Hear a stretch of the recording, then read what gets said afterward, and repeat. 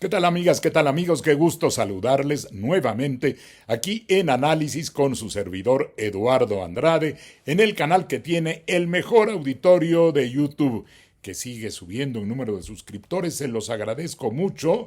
Si les gustan estas emisiones pueden dar like y suscribirse a este canal en Análisis con su servidor Eduardo Andrade. Toco temas jurídicos, políticos, de actualidad y les agradezco mucho, mucho, mucho de verdad sus comentarios. Me generan un gran entusiasmo. Procuro responder todos y algunos explicar más largamente si se puede lo que comentan, lo que plantean. Muchas gracias de verdad por sus comentarios, porque enriquecen esta emisión.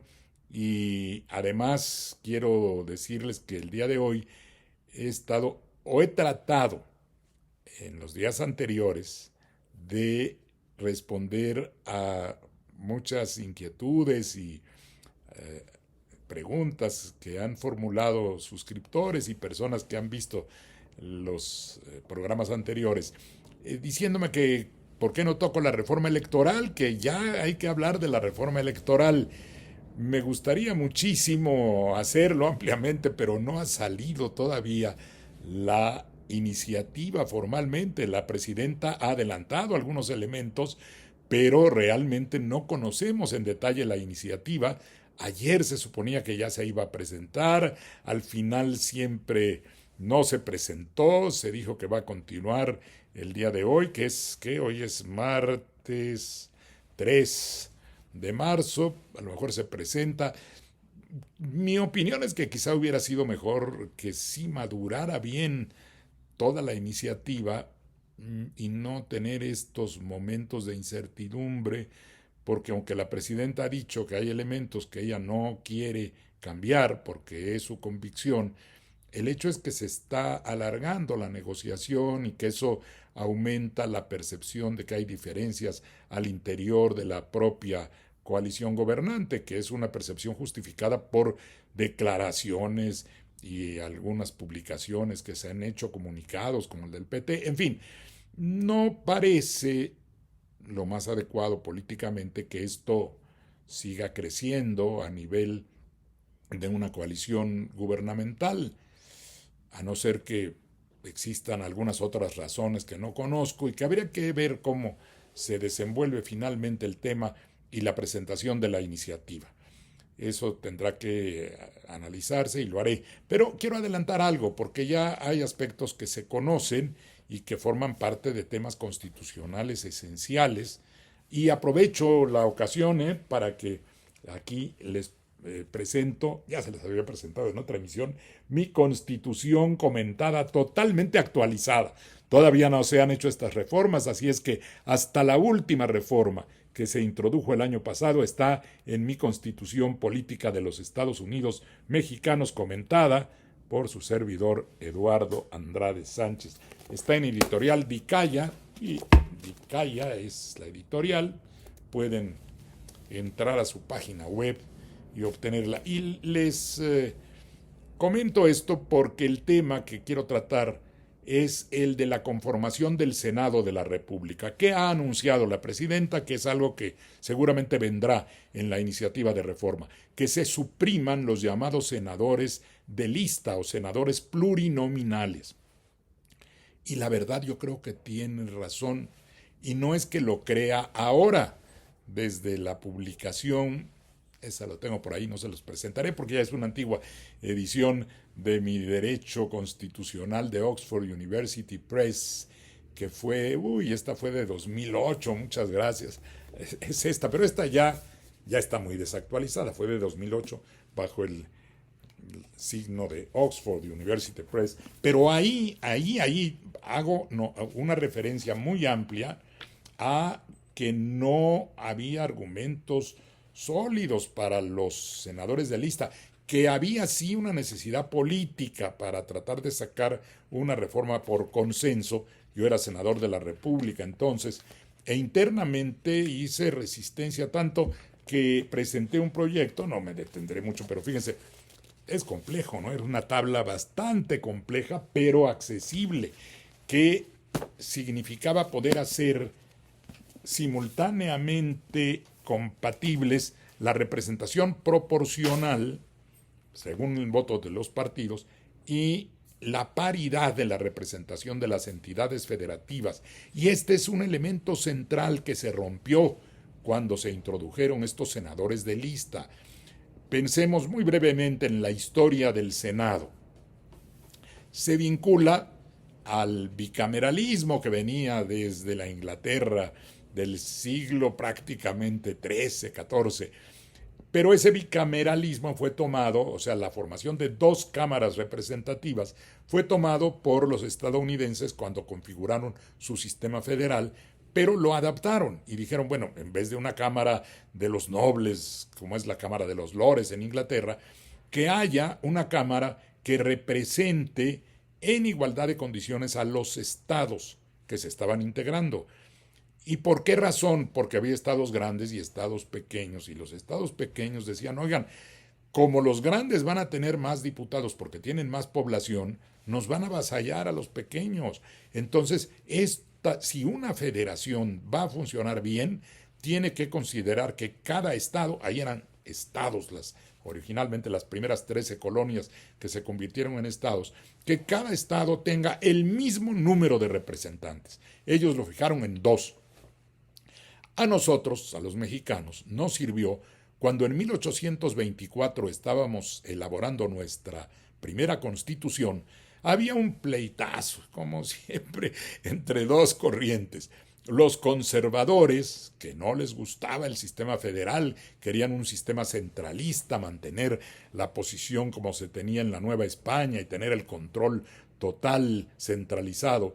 Y las fuerzas de las provincias que se querían convertir en estados libres y soberanos que pesaran lo mismo y que además tuvieran una representación propia, y ese esquema se podía cumplir con lo que ya se había experimentado por nuestros vecinos.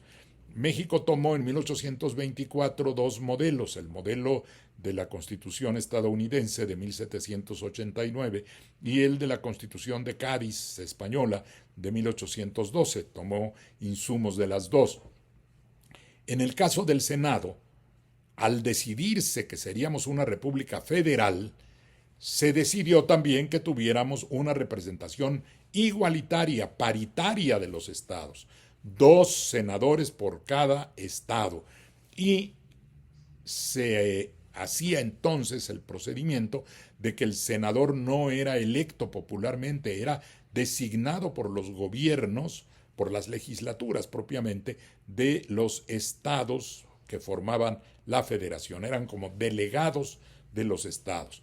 Con el tiempo eso cambió, se introdujo la elección popular, pero siempre con la idea de que los senadores, ahora senadoras y senadores, representan al pueblo de cada entidad federativa, decimos ahora, porque a los 31 estados de la República hay que sumar la existencia de la Ciudad de México como una ciudad autónoma que tiene senadores desde siempre. El Distrito Federal también tenía senadores. Al principio eran 2. Cuando se buscó la apertura para fuerzas minoritarias, se cambió la conformación del Senado y se introdujo, voy a simplificar esta parte porque tiene algunos elementos que no cuajaron finalmente. Lo que cuajó fue que habría 3 senadores por cada entidad federativa. 3. 2 electos por mayoría por el partido que ganara el primer lugar. Acreditaría 2 senadores, como había sido siempre. Pero habría un tercer senador que vendría del partido que quedara en segundo lugar. Eso ya le daba una entrada a las fuerzas que no ganaran los espacios mayoritarios, que era lo que se pretendía con las reformas políticas que se fueron haciendo. En la de 1996, que yo participé como senador, ya se había fijado esa estructura de 2 senadores para el partido ganador, 1 para el de segundo lugar. Pero había otras fuerzas que querían tener más espacios y que no estaban seguras de que pudieran ganar un segundo lugar, y entonces se les ocurrió crear esa figura de los senadores de representación proporcional. Y se dijo a los 3 senadores que se eligen en cada entidad federativa, se habrá de añadir a estos 96, 32 que se elegirán de manera proporcional. Ya eso empezó, por lo menos en algunos que no nos parecía muy bueno, decíamos, es que cómo la proporcionalidad, ¿cómo la vamos a meter ahí? Pues 32 en una lista nacional, la gente vota por el partido que más le guste, por la lista de cada partido que presenta 32 candidatos, y según la proporción que tenga cada partido, entonces le vamos a dar los senadores que le toquen, que es el sistema proporcional.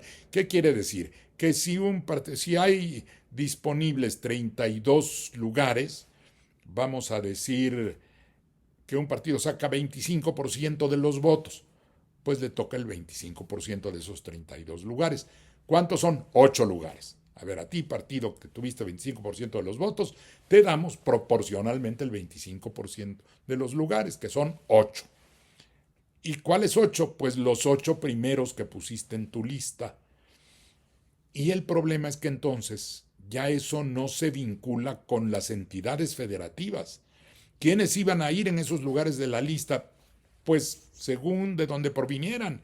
Si un partido tenía más gente, lo cual era lo más frecuente, y lo dijimos algunos, y yo lo dije, lo escribí, y por eso lo publiqué, y todavía si quieren ver más aquí, ya parece esto librería, pero esta es ya la versión actual.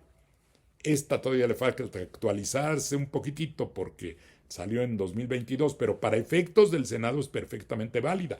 Mi derecho constitucional y teoría de la Constitución, bajo el sello de Tirant Loblanche, ahí ya no reproduje toda la tabla antigua, porque pensé que ya había pasado mucho tiempo, pero los argumentos básicos en contra de esa ruptura de la paridad representativa de las entidades federativas, ahí están.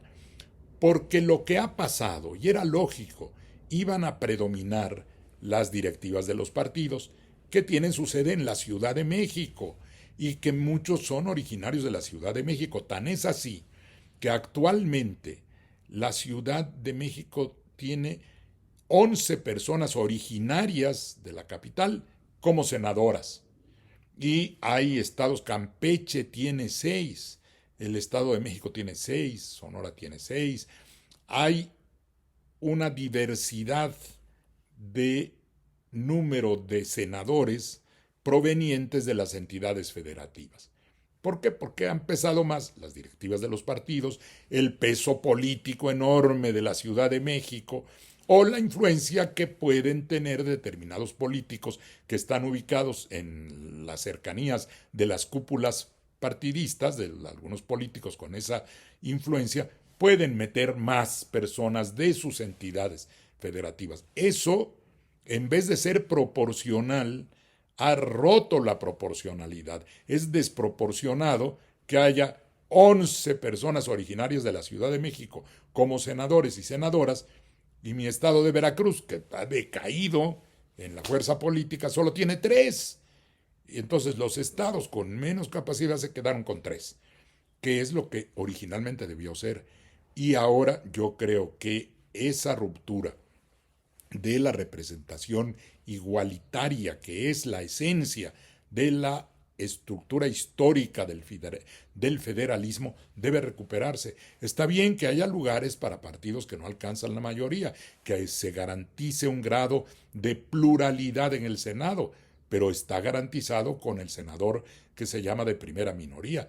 2 entran por el partido que ganó la mayoría de votos y tiene derecho a esos 2, y 1 entra por haber obtenido el segundo lugar. ¿Quién va a obtener el segundo lugar en cada estado? Pues no tendrá que ser el mismo partido en todos, habrá variantes, igual que no será necesariamente un solo partido el que gane el primer lugar. Creo que esto sí vale la pena que se tome en cuenta como un argumento importante para favorecer por lo menos esa parte que conocemos de la reforma electoral futura, que esperamos en cuanto esté la iniciativa, pues ya prolongaré cada uno de los análisis, pero esto me parece que sí recupera el sentido que debe tener el Senado de representación igualitaria de todas las entidades que conforman nuestra República. Muchísimas gracias por su atención. Hasta la próxima.